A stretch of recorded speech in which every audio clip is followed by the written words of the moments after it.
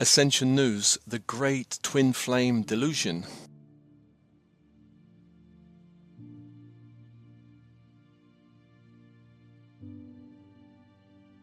Now, some of the ideas I'm sharing here go against much of what is spoken about regarding twin flames.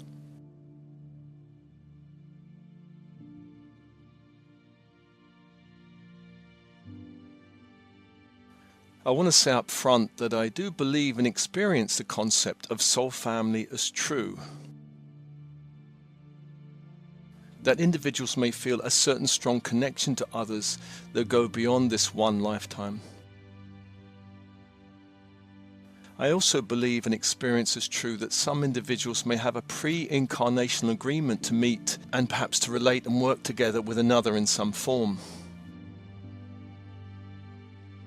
This agreement can perhaps relate to birthing star children or to some other form of service.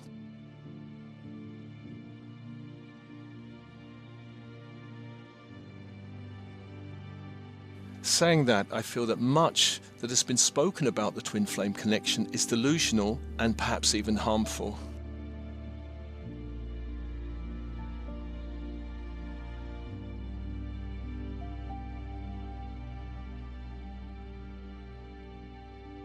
Before we dive too deeply into this subject, let's look at the general idea of twin flames. The general idea is that twin flames are the two halves of a soul found in two separate individuals. And this is why there is such an intense connection that can feel unearthly when these two halves meet. A characteristic of such a connection is that it's challenging and healing. Due to the mirroring nature of the twin flame connection, there can be a deep and intense chemistry and love. This mirroring can also reflect each other's deepest insecurities, fears, and shadows.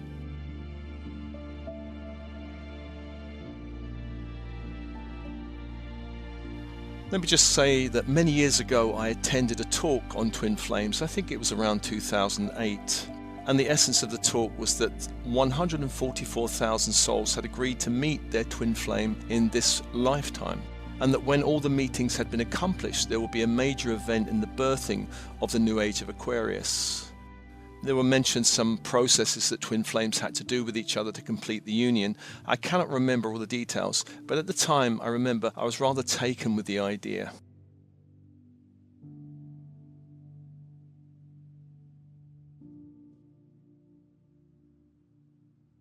And I had a look around while writing this piece, and I found on the Goop website something on twin flames which goes, if finding a soulmate is like finding the one, then discovering your twin flame is the discovery of oneness. A twin flame is the other half of your soul, so there is only one. You share the same consciousness. Your twin flame is frequently a romantic partner, though that is not necessarily the focus of the relationship. Twin flames are true power couples. Their lives may be public, they may make change through their celebrity or by creating wide-reaching service organizations, or they may quietly go about doing the essential work required for collective wellness, like being foster parents or taking an active role in a religious or civic organization. However they commit to work, twin flames are aligned in their mission and committed to something larger than themselves. That's from the Goop website. Goop as in G-O-O-P.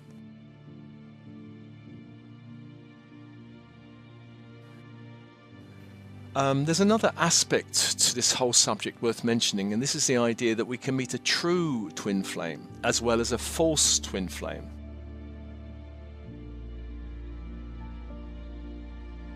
The idea goes that a false twin flame is someone who can manufacture this deep mirroring and deep connection, and they may do this by pretending to share your values and interests.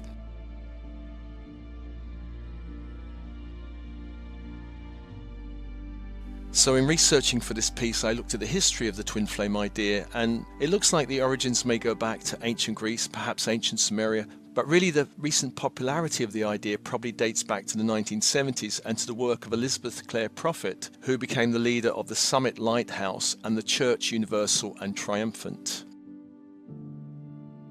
And her work became more public with the publication of the book Soulmates and Twin Flames, the spiritual dimension of love and relationships.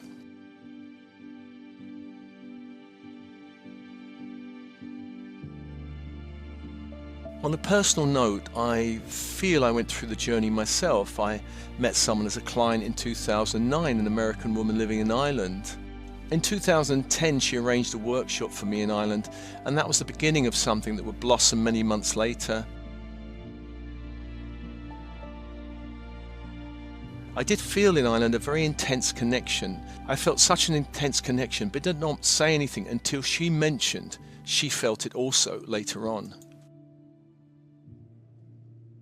The intensity of this connection and the chemistry was strong for both of us, and there were many signs that this was quite an unusual connection.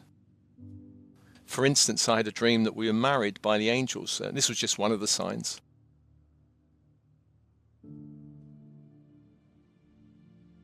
It was strange because at the time there was this intense pull, but there was also a lurking sense of danger about the connection. And when I meditated upon it, it seemed that I had no choice but to face the connection. There were soul gifts there that I had to look at.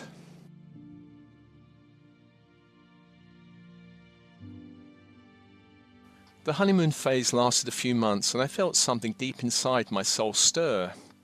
Then eventually she went back to Texas. We corresponded for a while over Skype, text and email. Then in January 2012, I went to Texas and the relationship sparked up again.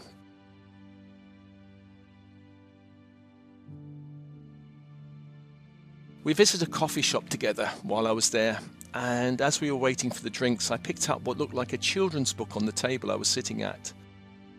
I read it and was amazed that it seemed to exactly describe the twin flame journey. I must say the journey ended rather dramatically a few months later, but I've written about this journey in my book Personal Transition, so I don't need to go over that. But generally the experience could be described as overwhelming, magnetic and divinely orchestrated, but it also led me to a dark night of the soul experience which lasted for 6 years.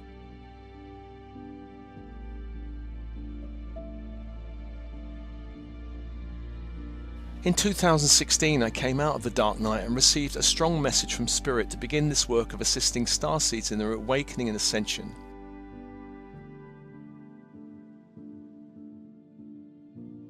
Since that time, I've worked with hundreds of individuals as clients, and some felt they were on the twin flame journey.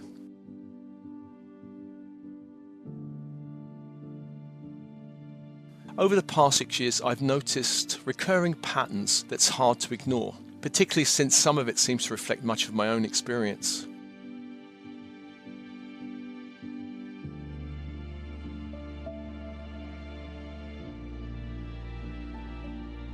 Much of the twin flame delusion revolves around the romantic side of the connection. The general pattern, though I must emphasize this is just a general pattern, not a universal truth, is that woman meets man. There's an intense chemistry and soul connection, a honeymoon period, and then often the man disappears, perhaps even entering into a relationship with another, and this leaves the other half of the twin flame left pining.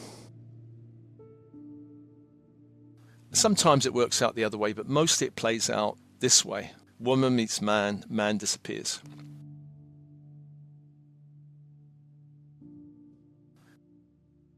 What I tell all of my clients in this journey is that the twin flame comes as catalyst. They make poor, if not impossible, marriage material.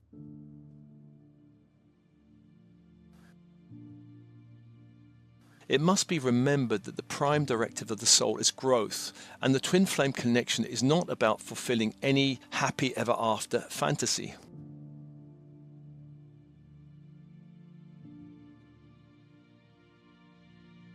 The planet is in transition and there's much to do. True service can only happen to the extent a starseed is awakened to their true nature.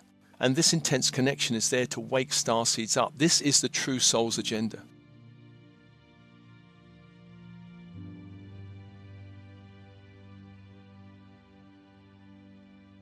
I've spoken with clients who resist this idea. Even when the desired other has left and married someone else, there's still the idea that they will return.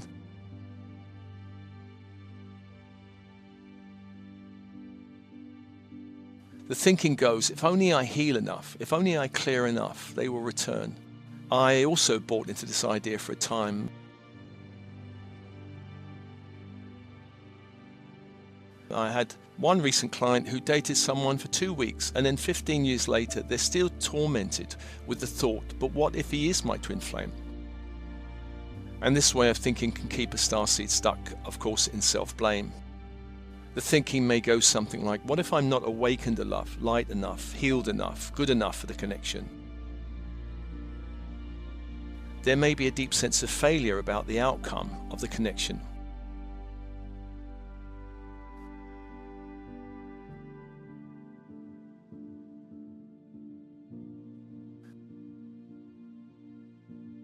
Now, whatever the connection is, whether actually a twin flame or some other deep karmic connection, there's a general pattern to the meeting.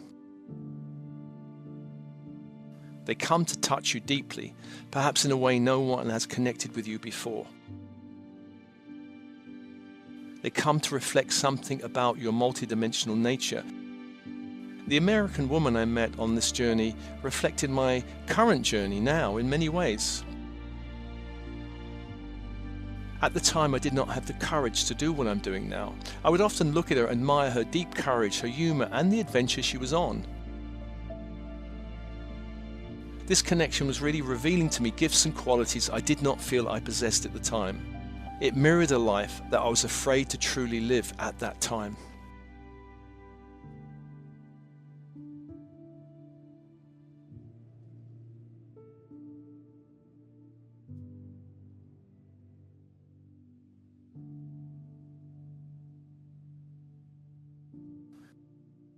If you have bought into the great twin flame delusion, there may be the thought that you are meant to be together throughout all eternity with this person.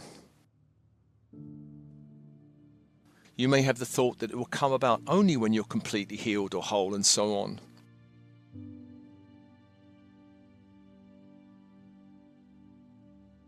You know you've been caught up in the great twin flame delusion if there's a sense of ongoing anxiety or insecurity about this connection.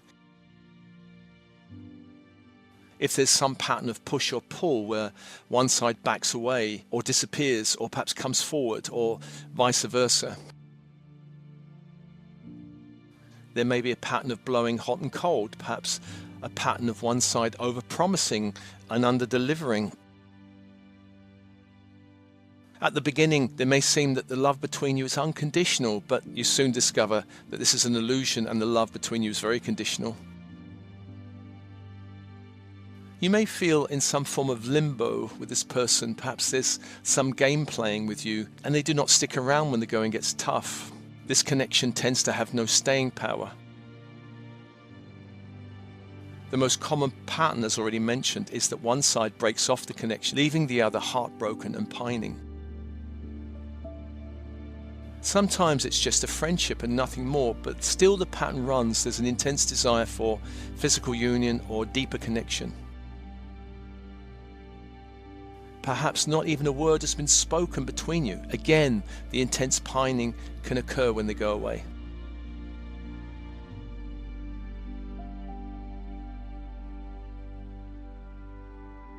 There may be some practical factors in the way of a relationship going anywhere. Perhaps the sexual orientation is not right. I've heard from a couple of clients that they're waiting for their twin flames to realize their true orientation so they can come back and reunite with them.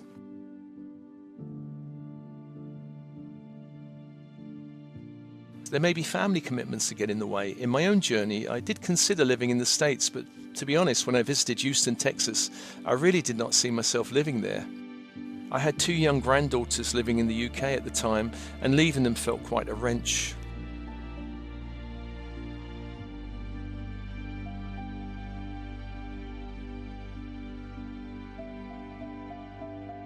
This connection will tend to bring out your deepest fears and shadows and pain to the surface, and it often requires time to heal.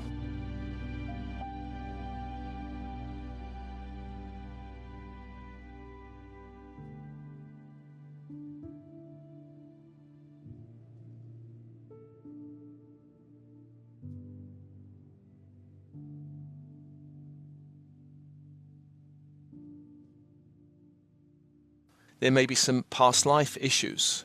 In my own case, I needed to clear some lifetimes were not on this planet with this person.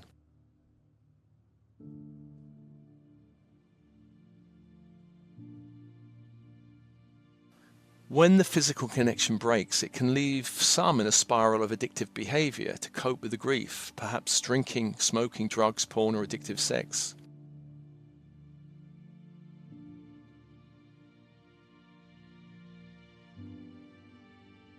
The twin flame can show up at an important time, an important crossroad in your spiritual journey.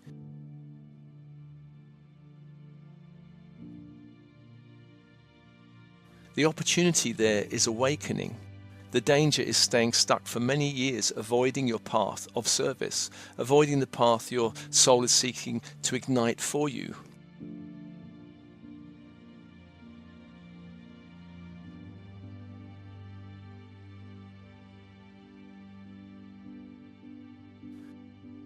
In conclusion, reality is meant to be a feedback system for your growth. I'm amazed at how many in this journey choose to ignore reality and instead just believing that the fantasy of the connection.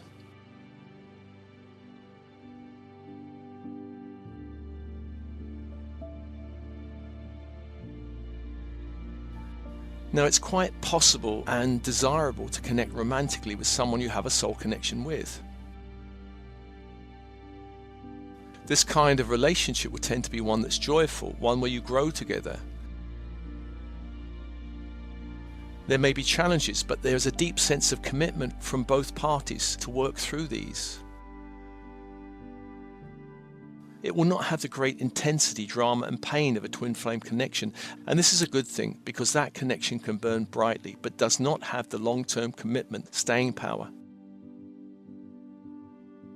My partner said to me now many times, "Thank God I'm not your twin flame."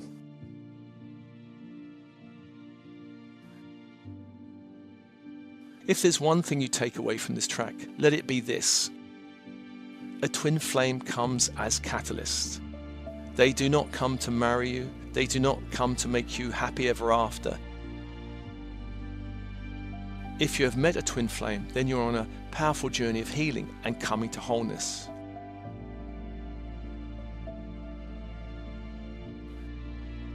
I hope this track has given you some food for thought. Much love.